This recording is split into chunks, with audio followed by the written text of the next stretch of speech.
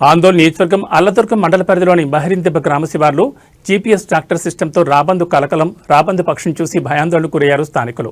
రాబందు కాళ్లకు నెంబర్స్తో కూడిన స్టిక్కర్స్ ఉండడంతో జరగరాంది ఏదైనా గ్రామానికి ప్రమాదం జరుగుతుందనే భయంతో గ్రామస్తులు ఆందోళనకు గురవుతున్నారు.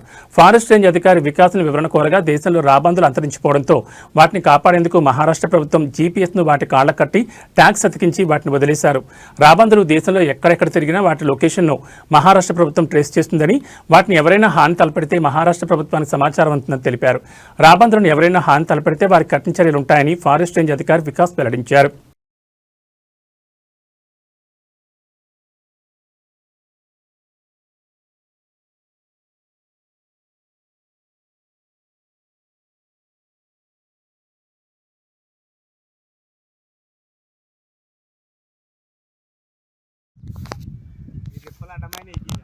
మరి ఎట్లనే కనిపిస్తుంది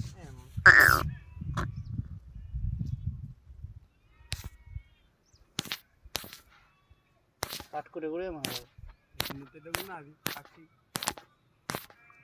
225 ఏమై Z25 ఉన్నదండి. ఐపీ అడ్రస్ ఉన్నది, కెమెరా రెపరాలు ఉన్నది.